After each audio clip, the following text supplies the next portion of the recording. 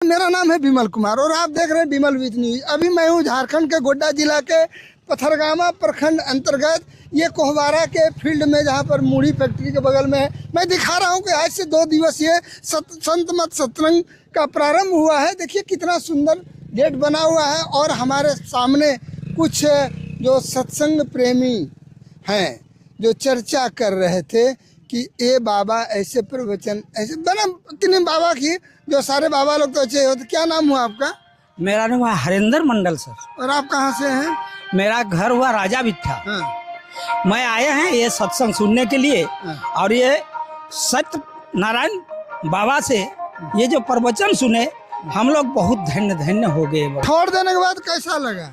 इसको छोड़ देने के बाद आज हमारा यही गुरु महाराज से प्रार्थना है कि आज तक हमारा एक तो नाखून तक दर्द नहीं होता है, यही मैं खुश हूँ। नाखून तक दर्द नहीं ना कि झारखंड के गोड्डा जिला अंतर्गत पथरगामा प्रखंड के कोहवारा नाम के जगह में ये सुंदर संत मत सत्संग का कार्यक्रम आज से शुरू हुआ है। आज पहली पारी का कार्यक्रम हो चुका है, संत मत सत्संग का प्रारंभ हो चुका है। पहली पारी का कार्यक्रम समाप्त हुआ है, दूसरी पारी का 2 बजे दिन से होगा। संत सदगुरु महर्षि में ही परमहंस जी महाराज का जो ये कार्यक्रम या जो संत मत सत्संग का जो कार्यक्रम है वो आज से प्रारंभ हुआ। और बड़ी खुशी की बात है कि ये संत मत सत्संग कार्यक्रम होता है जो लोगों को अपनी ओर प्रभावित। देखिए मैं दिखा रहा हूँ कितना सुंदर ये मंच बना हुआ है और अपने चैनल के माध्यम से मैं आप लोगों को आमंत्रित करता हूँ। मेरा नाम है विमल कुमार और आप विमल विथ न्यूज के साथ चल रहे हैं। अभी मैं हूँ झारखंड के गोड्डा जिला अंतर्गत पथरगामा प्रखंड के कोहवारा नामक गांव में, जहां मूढ़ी फैक्ट्री के बगल में 2 दिवसीय अखिल भारतीय संत मत सत्संग आज से प्रारंभ हुआ है। और अभी मैं हूँ बाबा के पास। मैं बाबा का अपने चैनल में स्वागत करता हूँ। बाबा आपका क्या नाम हुआ? स्वामी सत्य प्रकाश। और आप कहाँ से हैं? हम महर्षि में ही आश्रम कुप्पा घाट भागलपुर से। चलिए आपको मैं पुनः प्रणाम करता हूँ। आप ये बताया जाए कि संत मत सत्संग का सार क्या है? संत मत सत्संग का सार है ईश्वर भक्ति का प्रचार करना और लोगों में सदाचार के साथ साथ नैतिकता और मानवीय गुणों का विकास करना। इसका समाज पर क्या प्रभाव पड़ रहा है? देखिए, समाज पर इसका सीधा प्रभाव है कि मनुष्य के अंदर जब आध्यात्मिकता आती है और लोग जब सत्संग को सुनते हैं तो खास करके जो नशा है कि जो नशा अभी युवा पीढ़ी जो काफ़ी गिरफ्त में आ गई है, जिसको हम लोग हर जगह जाकर देखते हैं, अनुभव करते हैं, उस नशा के खिलाफ एक जागृति तो आती ही है। साथ ही साथ उनका खान पान के साथ साथ उनका व्यवहार में सुधार और अपने जिम्मेवारियों को उनको एहसास दिलाया जाता है और साथ साथ परमात्मा की भक्ति को जीवन का प्रश्न को खुद ही प्रश्न को प्रेजेंट किया है। और जिस प्रश्न का मैं पूछने वही वाला था कि आज का जो युवा पीढ़ी he is suffering from the crisis of something, नशा, व्यभिचार, तनाव। और मैं लगता है कि इतने जगह सत्संग होते हैं जो मैं भी जब यहाँ आता हूँ तो मैं घर से कुछ चीज़ को त्याग के आता हूँ कि मैं जा रहा हूँ सत्संग में, जा रहा हूँ श्रीमद् भागवत में, जा रहा हूँ अच्छे काम में जा रहा हूँ। तो इतना होने के बावजूद भी आज जो ये नशाखोरी और हटिया का जो ये धंधा, जहाँ पर लोग नशाखोरी करते हैं, और नशाखोरी का मतलब ये होता है वो जब मानसिक रूप से असंतुलित होता है तो कुछ गलत काम कर बैठता है। इसमें परिवर्तन क्यों नहीं हो रहा है? देखिए, परिवर्तन तो अवश्य ही हो रहा है, लेकिन परिवर्तन का रफ्तार वैसा नहीं है जैसा होना चाहिए। बहुत से लोग ऐसे हैं जो सत्संग के प्रभाव में आ जाते हैं, सुनते हैं, समझते हैं, तो फिर वो अपने में बदलाव लाते हैं, तो उनका जीवन बड़ा सुखद और सम्मानपूर्ण हो जाता है। लेकिन जो लोग सत्संग से पास आते भी नहीं हैं, कई लोग तो ऐसे हैं जो आप सत्संग की उनकी बात कहिए तो वो सुनते भी नहीं हैं, तो उनका क्या किया जाए? और दूसरी बात है कि उनके ऊपर जो उनके दोस्तों का संग का जो कुप्रभाव है, वो कुप्रभाव उनको सत्संग की तरफ आने ही नहीं देता है। इसीलिए जो लोग आते हैं उन्हीं का न बदलाव होगा, जो हमारे पास आते ही नहीं। मैंने बहुत जगह देखा है कि सत्संग चल रहा है, उस गांव में बाहर से लोग आए हैं, लेकिन गांव के लोगों को देखता हूं कि चौराहे पर बैठकर कहीं मंदिर के प्रांगण में बैठ कर के वो पत्ते खेल रहे हैं, नशा कर रहे हैं। सुनते नहीं है तो उनका प्रभाव तो उन पर पड़ेगा नहीं। एक चीज बताया जाए कि आज विश्व जो कि भाई भतीजावाद, सांप्रदायवाद, जातिवाद, हिंदू मुस्लिम की लड़ाई, इस चीज से सफर कर रहा है, जिसमें मुख्य रूप से साधारण लोगों को कोई भी लेना देना नहीं है।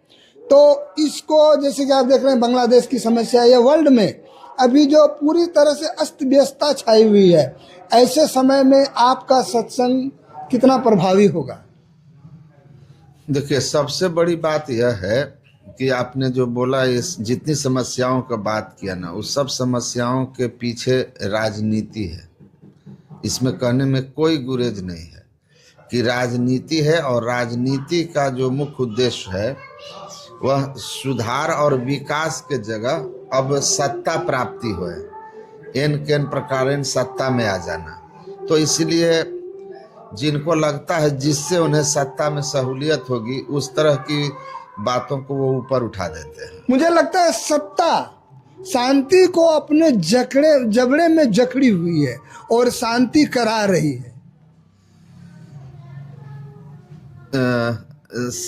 जो आपने कहा ना, अब जो राजनीति है ना, हमारे गुरु महाराज कहते थे कि अध्यात्म विहीन राजनीति जो होती है ना, वो दिशाहीन होती है।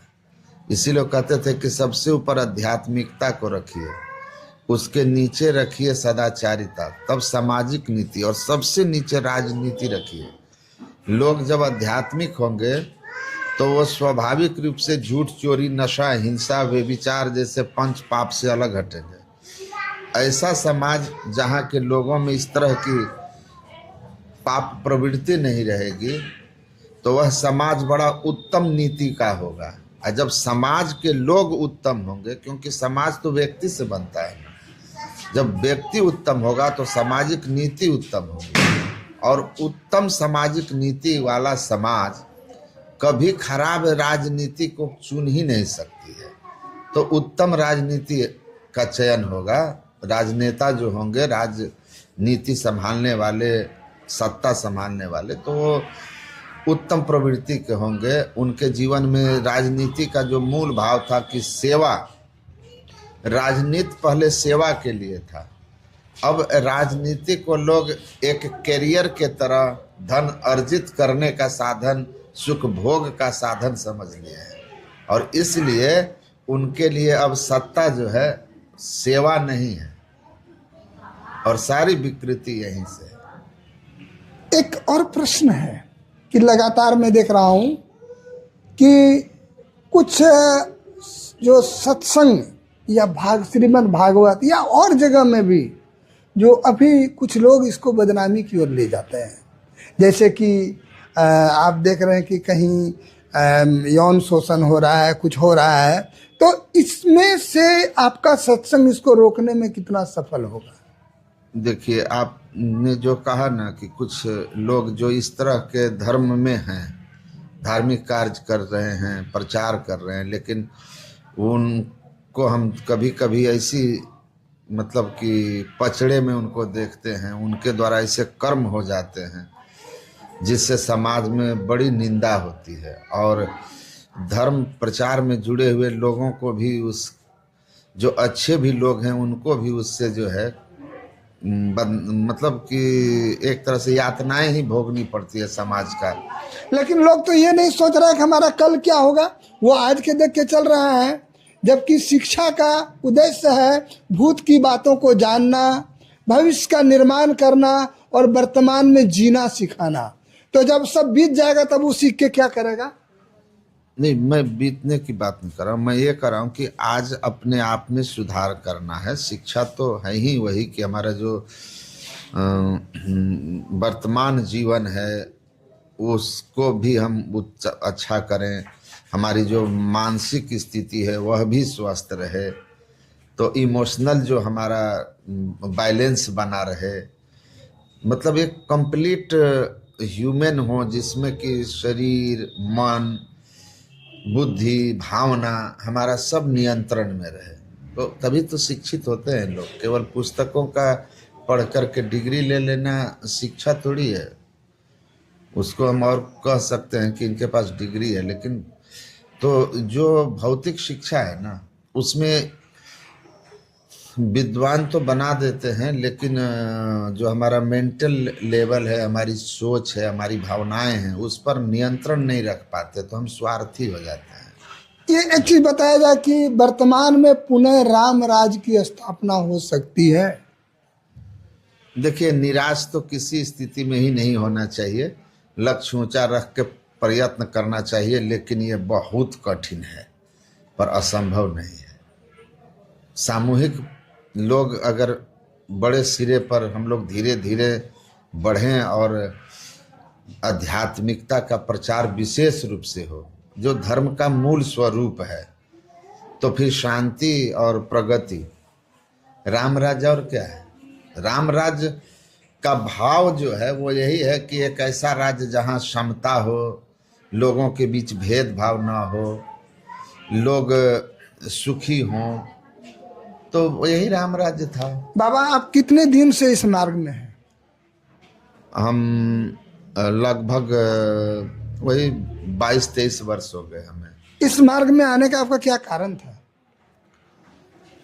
मैं तो अपने कल्याण के लिए और जगत हित के लिए आया था। मतलब मुख्य रूप से अपने कल्याण के लिए। अपने कल्याण के मेरा कल्याण होगा तब जगत का कल्याण जगत होगा। का कल्याण। क्या नाम बोले आप? स्वामी सत्य प्रकाश।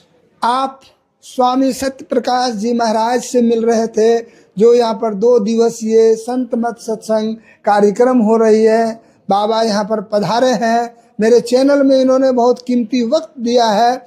मैं इनके कीमती वक्त को देने के लिए इनको बार बार प्रणाम करता हूँ। आपने इस क्षेत्र में आकर के जो संत मत सत्संग का परचम लहराने का कोशिश किया है, इसके लिए मैं पुनः धन्यवाद करता हूँ और आपको प्रणाम करता हूँ। कोटि कोटि आपको नमन है। और संत श्री सदगुरु महाराज जी को भी मेरा बार बार नमन है। जगत का कल्याण हो, विश्व का कल्याण हो, इन्हीं सभी बातों के साथ मैं आपको पुनः एक बार बधाई देता हूँ, प्रणाम करता हूँ। हो गया।